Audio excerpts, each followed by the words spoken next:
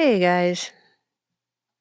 So, I was listening to Rep Massey earlier take a minute on the floor there to say his piece on just what's going on in Congress these days. Can we be honest with the American people about what's going on here? This is political theater. I'm going to call out both sides right here.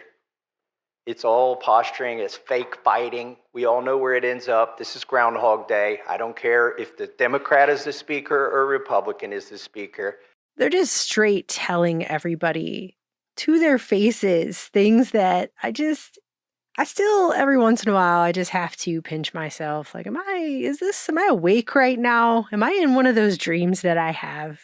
Is this happening in our reality? There's no way that this winter is ever going to end. We have Glenn Greenwald.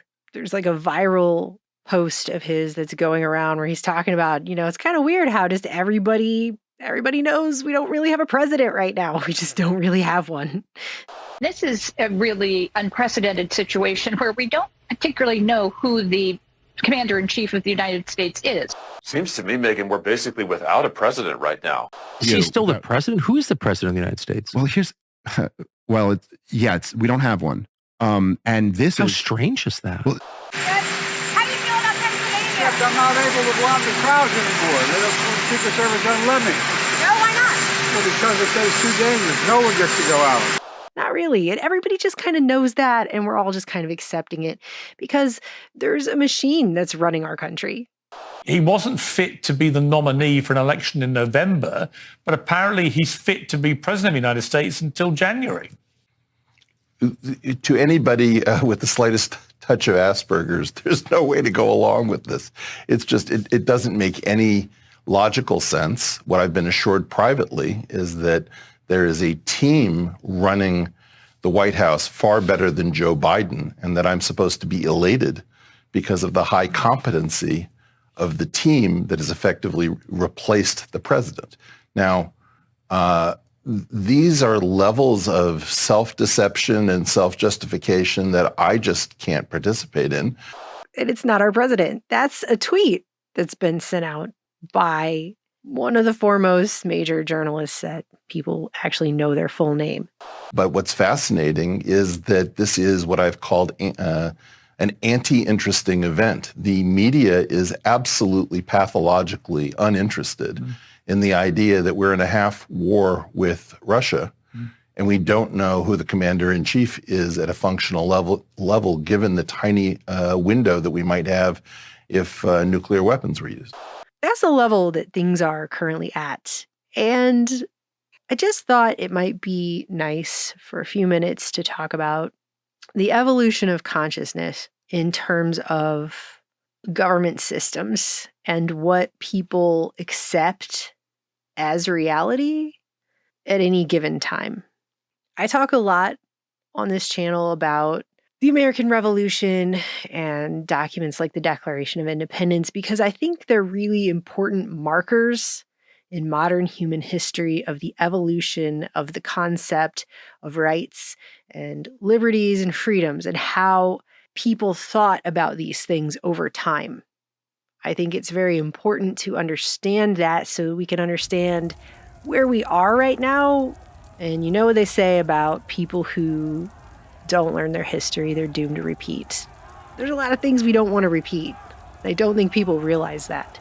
And so one of the modern criticisms that I see quite often, and especially lately for America's founding fathers, is this idea that it's all now been boiled down to they were just a bunch of wealthy merchant class people who didn't want to have to pay their taxes. Summer, when you're being inundated with all this American bicentennial 4th of July brouhaha, don't forget what you're celebrating. A bunch of slave-owning, aristocratic white males didn't want to pay their taxes. So it's either that or they just didn't do enough. There were more things that needed to be changed, and they only changed so many things, and it wasn't enough. But I feel like these hindsight arguments don't really recognize the consciousness level, the mindset of where people were at the time. It's like that scene out of The Matrix where Agent Smith says they tried to make a utopia, but it didn't work. It was designed to be a perfect human world where everyone would be happy. It was a disaster No one would accept the program. They were already changing so many things that it's a surprise that it took and didn't actually go backwards into something much, much worse, because that has happened multiple times in the past where they've tried to make big changes and the big changes didn't work out. And so the thing swung back into an even worse tyranny than the one they were trying to have a revolution against. This is just a really hard, I'm listening to myself edit and I feel like I need to add something to try to clarify it, but it's a really hard thing to try to explain. So I don't know if this is going to come across well or not. When you look around today at some of the things that people apathetically accept as okay, as true, not just as true, but as okay, all right? Then you really fully let that sink in and you go back and look at history again through that lens, you start to recognize, like, we're lucky we even got this far, okay? That is what you start to recognize. I mean, there has been so many crazy, ridiculous, superstitious, nonsensical things that have been full on, not just believed by a majority of people, but acted upon as if that were true throughout time. It's pretty amazing. We need food and water to survive. But if fallout settles on your food, the food itself isn't harmed or made radioactive, since radiation only damages living tissue. You simply remove the fallout particles using everyday methods of food preparation: peeling, wiping, or washing. Fallout swallowed accidentally with food or in drinking water would do you no immediate harm. So that is what I'm trying to get across here. Like, we're lucky we got this far at all on these concepts. So I just don't think people recognize the level that things were at and the things that led to an American Declaration of Independence in the first place. Just throwing the tea in the harbor was a major act of defiance that today you probably think, oh, whatever, they just threw some tea in the harbor. You might get arrested for that. But this is something that they debated over for days and days beforehand, for hours and hours.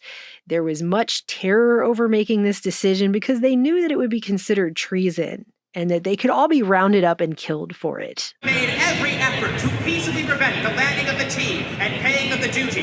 It is now our duty, the duty of every American, to oppose the tax upon tea. So it wasn't just like a little idea someone had to be funny as a prank, ha. They debated over this for a very long while before it finally came down to that decision being made.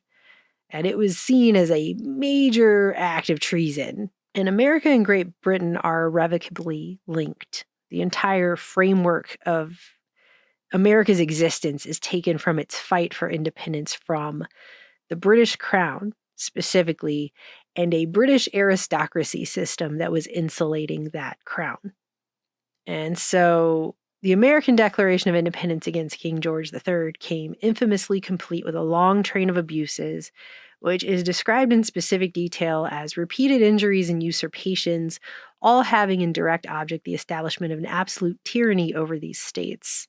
And they capitalized the word tyranny. So the capital T, tyranny, that the colonies were suffering at the hands of the British Crown included all the things we learned about back in grade school, things like refusing to assent to laws necessary for the public good, forbidding governors to pass laws of immediate importance, which then amounted to large districts of people's representation in their government just basically becoming void. Representative houses of government were being dissolved repeatedly for opposing the king's invasion on people's rights. The king was obstructing justice, literally, by making judges dependent upon the crown's will alone for their tenure of office and for their salary. The king erected a multitude of new offices and swarms of officers to harass people and eat out their substance. He quartered large bodies of armed troops and kept a standing army in the colonies in times of peace without legislative consent, which they wanted the colonies to pay for. And they rendered that military independent of and superior to the civil power in the colonies. They also accused the crown of giving British soldiers mock trials that would protect them from punishment for anything they did while they were on colonial soil. Where arbitrary power sits upon her brazen throne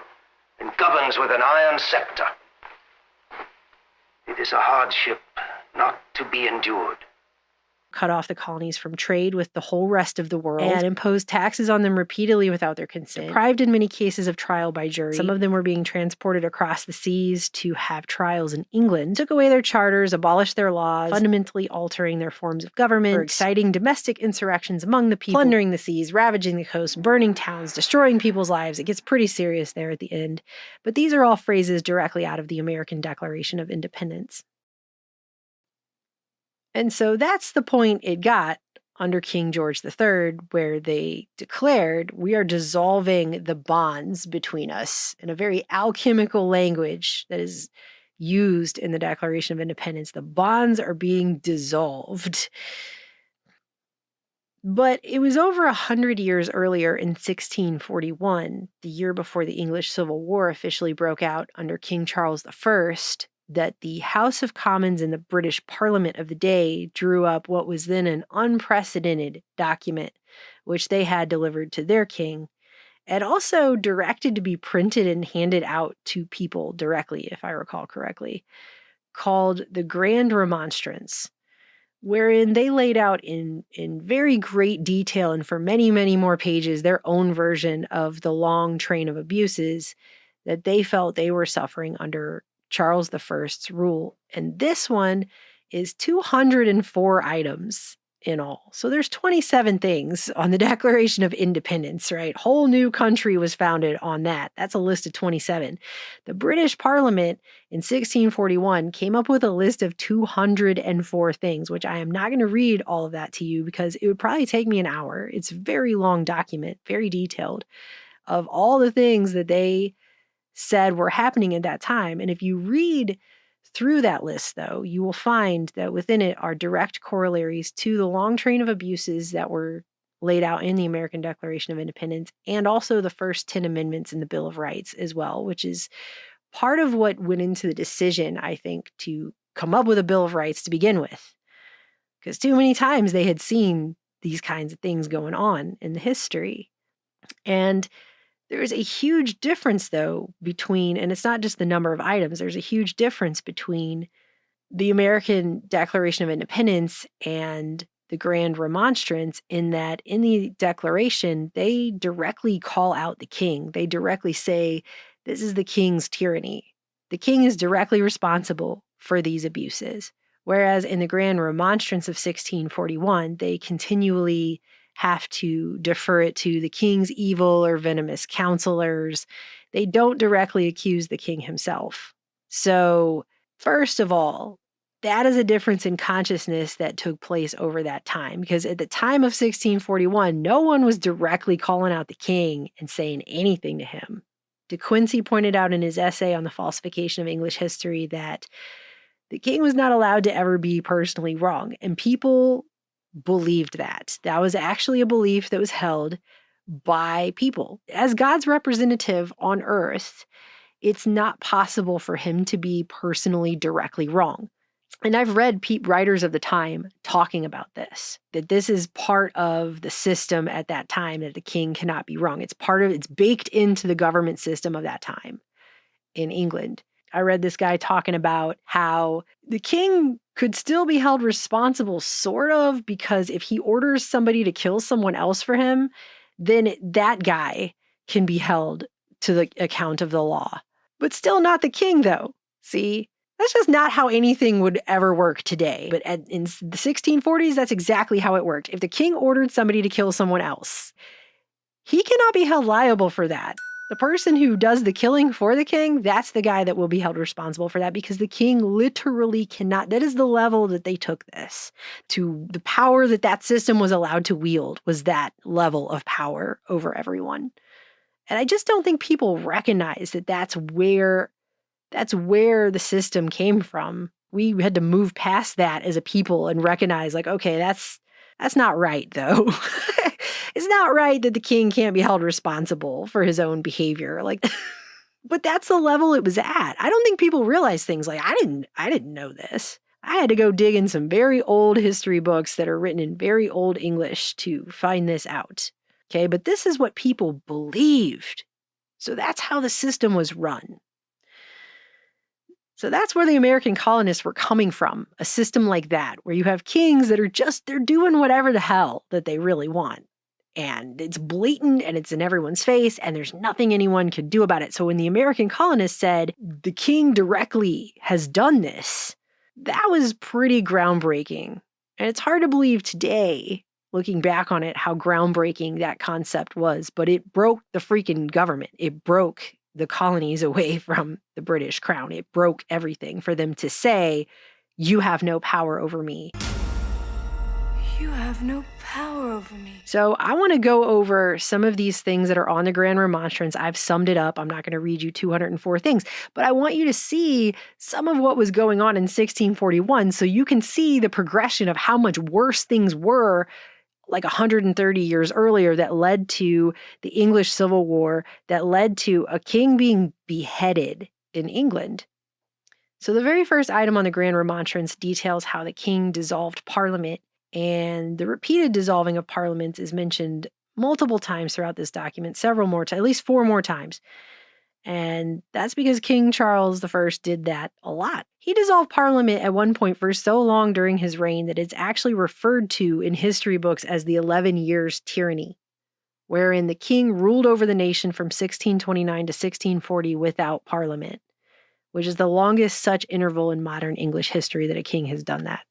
And this is somebody, again, this is an absolute monarch who believes himself ordained by God, and therefore he can do whatever he wants without having to answer to literally any other person on earth, because there's no one above him to stop him or check his power unless God shows up. Because there is no human person on earth that's going to do anything to stop this guy. He's the king. And because in their system, he cannot be wrong. Charles I passed declarations that made petitions passed by Parliament destructive to themselves, as specifically mentioned with the 1628 Petition of Right, which they issued based on Magna Carta. It says, the Petition of Right, which was granted in full Parliament, blasted with an illegal declaration to make it destructive to itself, to the power of Parliament, to the liberty of the subject, and to that purpose printed with it.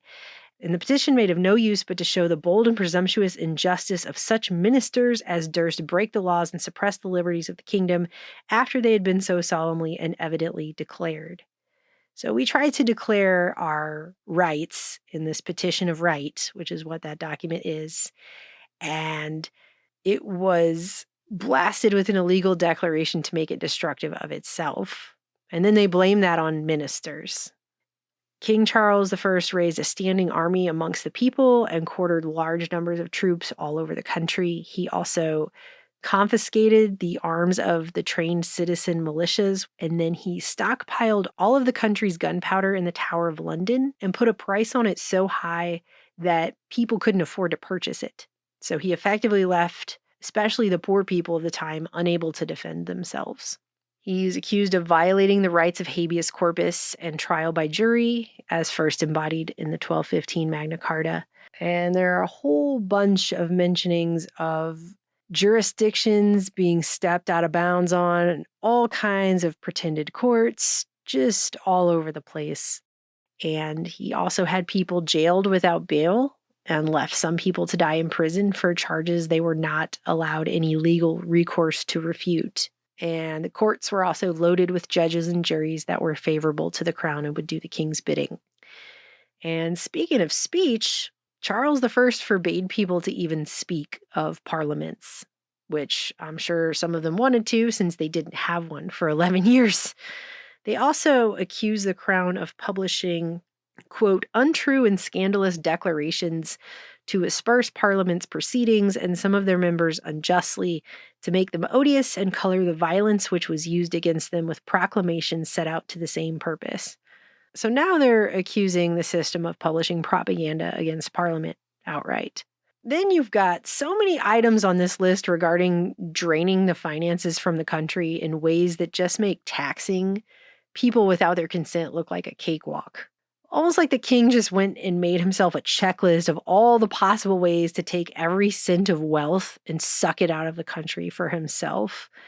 He not only continued to collect something called tonnage and poundage dues, which was in direct violation of the Petition of Right of 1628, But worse, he went out of his way to actually bring back sometimes ancient customs as a new means of taxing people, in addition to creating new, unheard of taxes.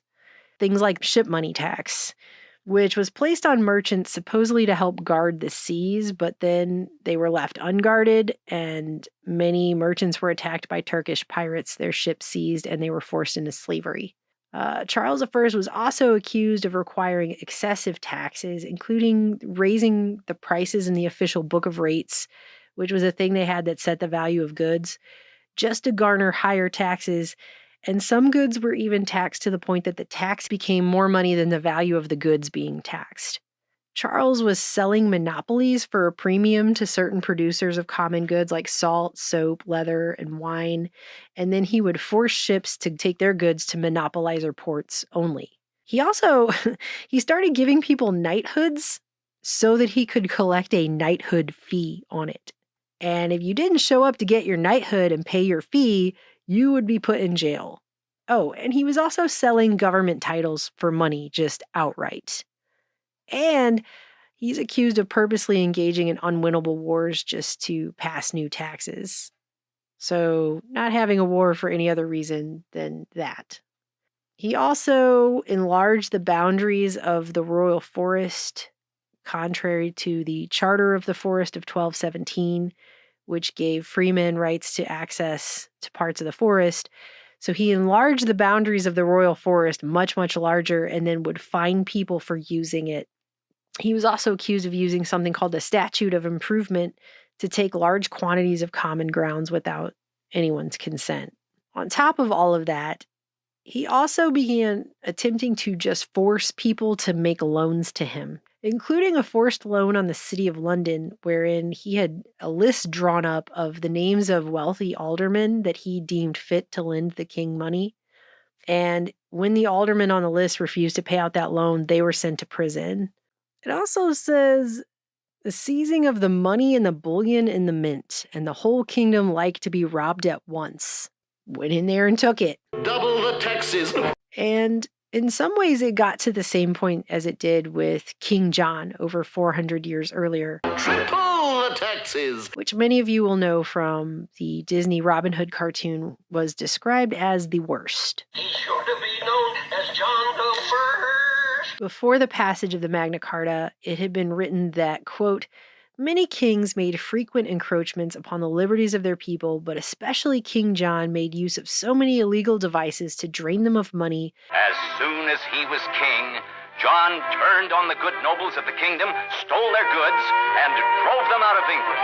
But wearied with intolerable oppressions, they resolved to oblige the king to grant them their liberties.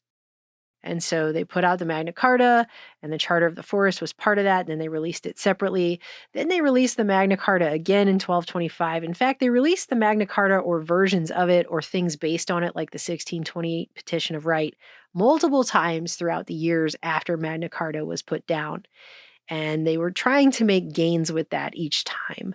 So I thought it had only been put out in 1215 until I did more research and realized this, that they just re-release it when it's necessary. So maybe they should think about that again today. But once it circled back around to Charles I, forcing loans on people and knighthoods with fees, and people didn't pay it, they were jailed without bail, and you're starting to get to a pretty dark place in the history of your system there and your monarchy. Violence took the place of law. Extortion was praiseworthy. Justice was an abomination, and innocence a crime. And so it was really pretty bad. He was just doing whatever the hell he wanted, because who's going to tell him he can't? There's literally no one that can tell him he's wrong. It's a backbone of that system at that time. Oh, and because the king in England is also the, quote, supreme governor of the Church of England, he's the head of the church, and the crown and the church are united in that way. Instead of a separation of church and state, you have a unification of church and state. The crown was intermingled with all the religious and spiritual aspects of the church. So it was considered a royal subject of the realm's religious duty to say prayers for the royals as part of their church services. So they're literally required to pray for the crown at this time. So they have a spiritual tax, basically, that they are required to give. a prayer, a spiritual energy for that crown, for the king. But on top of that, Charles I also imposed new oaths on both clergy and lay people for, quote, the maintenance of their own tyranny, according to the Grand Remonstrance. And he had new liturgy drawn up to be read in church that went contrary to Parliament, to the people's rights and liberties, and to the established laws of England. And if the ministers refused to take these new oaths and lead the people in these new prayers, not only was an army raised to attempt to force them to do so, but they faced censures of a suspension and excommunication if they would not. I mean, there's even one in here that simply says, quote, the restraint of the liberties of the subjects in their habitation, trades, and other interests. So that's just your whole life. Your whole life is being screwed with by this guy in a costume. I mean, that's what's up in that system. Check this out. This is by the 1730s. The legislature of England, wrote the London Journal, is the only power and the sole authority in England. The people have no voice over this supreme authority. To claim that they do is to speak of rebellion and of taking the government into their own hands. The power of the people extends only to the constituent act of establishing the government. When the government is settled and the power of legislation given to a body chosen to represent the community, then the original power of the people and their collective body ceases, for the sole power and the sole authority is invested in the persons chosen, who are to judge and act for all of us in a matter relating to legislation. The London Journal defended corruption on one occasion as a fact of modern life, like the Standing Army and the Riot Act. It was a result of the present circumstances of the world, the natural condition of human affairs. Wow.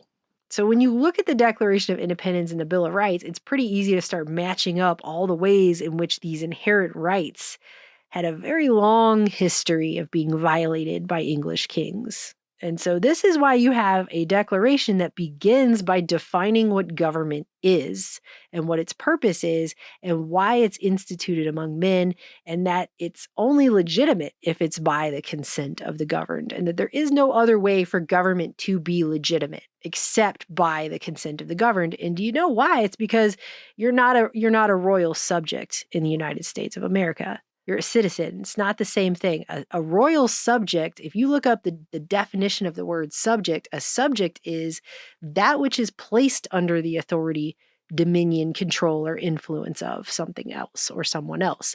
Specifically, one who is under the authority of a ruler and is governed by his laws, one who owes allegiance to a sovereign. The subject must obey his prince because God commands it. Human laws require it. So if you're a subject, you are not consenting to anything. You don't have to. Subjects don't have to consent. It's not required. You're just in that control. You do not have, the concept of consent is not there in that definition. You are placed under the authority of. You are born into a system where you just tell you what to do and you do it. That's how this works. When you're a subject, that's how it works. So I just think it's important for people to recognize where we've been and to remember that's the thought process of people's minds at that time. It was a big deal to write the Grand Remonstrance, even if they tap danced around blaming the things they were saying on the king himself. It was still a really unprecedented, unheard of thing to write that document at that time. And I guess they handled the situation the way they did because they just could not figure out any other way to get the guy to stop. That's the only time in British history that a king has been beheaded. And to get to the point in 1776 where they're writing the American Declaration of Independence and they straight say, King, you're tyrannical. We're dissolving our bonds with you. We're just not going to have it anymore, period. This is over. Goodbye. We're breaking up with you. We want a divorce, That was huge. That was not a heard of thing. So consciousness-wise, we evolved at that point. That's an evolution of belief. The people believed up until that point, as colonists, they were royal subjects of the king. And after that point, the bonds were dissolved and they said, no, this is the only way we will legitimize a government is under these conditions. So you can't do that to us anymore. And it changed everything. And yes, there was a war fought over that. But if we don't remember all of these things and we don't actually remember what happened, we have a very real situation ahead of us here in this new digital overlaid society of going back to something like that in a new form of digital tyranny. And it might not be kings, it might be corporations this time, but it's really not much different. You know, if the consequences of something you say on a social media platform is going to affect you in physical reality, then the rights need to work the same way. We need to have those rights be upheld on here as well. Because they're trying to do something now that is it's very one-sided, and it does not respect individual rights and freedoms in the ways that it should. And if we're going to live in a world that's half online and half off, then the half that's online needs to match the half that's off in terms of people's rights. Their inherent rights, the ones we're born with, we didn't get them because they were written down on pieces of paper. Those pieces of paper, all these many hundreds of years, are just reminding the people in power how this actually works. Today, you wouldn't think it's okay for a king to do any of the things that I just said on that very long list of crazy things that he was doing. But at the time, there were a lot of people who lived in that situation who did think it was okay because they were under the misapprehension that simply because the guy's name is King whatever and they put a crown on his head, it means he can do whatever the hell he wants and no one can hold him responsible personally for anything that he does. And I'm not just talking about loyalists who benefited, like the actual people that were part of the aristocracy who benefited. There were people that were just such mental children that they refused to question the reality with which they were presented on whether or not that's real or not. Or just a guy in a costume is taking all your money in every possible way he can, and if you don't like it, puts you in jail so you can rot and die. I mean, that's pretty insane, right? But at the time, people thought that was okay. And today, we literally have a congressman asking people on social media, what will it take for them to withdraw their consent? I mean, it is unreal, the time that we are living in right now. It is unreal. Mr. Speaker, I came here to make sure our republic doesn't die by unanimous consent in an empty chamber, and I request a recorded vote. If you stop to actually think about the things that are happening right now, it's mind-blowing that this is the level we're at. I'm just going to play out the rest of his speech. Just listen to the rest of what he sat in front of everyone and said out loud. Okay? And I love you guys. I'll talk to you soon. Can we be honest with the American people about what's going on here? This is political theater. I'm going to call out both sides right here. It's all posturing. It's fake fighting. We all know where it ends up. This is Groundhog Day. I don't care if the Democrat is the speaker or Republican is the speaker. We always get a CR in September, and then we get an omnibus. Sometimes there's a twist on that. We might get the omnibus before Christmas, but if we're not good, it comes after Christmas. But that's what's going to happen. And in the meantime, it's political theater. You know, we've got it's good theater. We've got great writers. I wish they'd just come up with a new plot. It's the same plot every fiscal year. What should we be doing? It's already been discussed. We should have done 12 separate bills. We should have done 12 separate bills. But again, whether Democrats are in control or Republicans are in control, we never do the 12 separate bills. Why do we always spend at least as much as we did last year, and why do we never cut spending? It's because Democrats want to grow the welfare state, and Republicans want to grow the military-industrial complex. And we're eventually going to get together, and they're both going to go up. I guarantee it. And both parties are just fine letting the bureaucrats do their thing, which should be our thing, according to Article 1. Section 8 in the Constitution. We are empowered with these things. Most important of the things we do is the funding, and that's the big lever we have. You know, I've sat through now almost 2 years of hearings in this Congress where we've exposed lies at the CDC, shortcuts at the FDA, unconstitutional gun bans at the ATF, over-prosecution of January 6ers at the DOJ, targeting common citizens at the FBI, spying by the NSA, illegal mandates for livestock by the USDA, targeting plant vaccine or transgenic plant vaccine at the NSF, and censorship the censorship industrial complex of which the NSF is part of, automobile kill switch at the DOT. Now, these are all things I think most Democrats are just fine with, this kind of totalitarian state that the bureaucrats are pushing on us. But Republicans at least pretend to be against these things. But what are we going to do this September? We're going to fund every freaking one of those things that we have exposed. That is the tool that we have, is the funding. Why are we funding things we don't like? We don't have to. Well, it's because we're addicted to spending. And this doesn't do anything about the addiction at all. So let me touch on one point too here that I think is important. Is, a couple years ago, or a summer and a half ago, I suppose now, we did something where we allowed the debt limit to be increased. But as a condition of that, we said if you do a CR that lasts past April 30th, everything's going to get cut 1%. And that, to me, seemed like at least a little tinge of fiscal responsibility was creeping in. But now I notice that this CR, instead of going 1 year and giving us time to do the 12 appropriations bills, is going to go 6 months. Now, let me tell you what's going to happen because this goes 6 months. Number one, it ends in March 28th, on March 28th.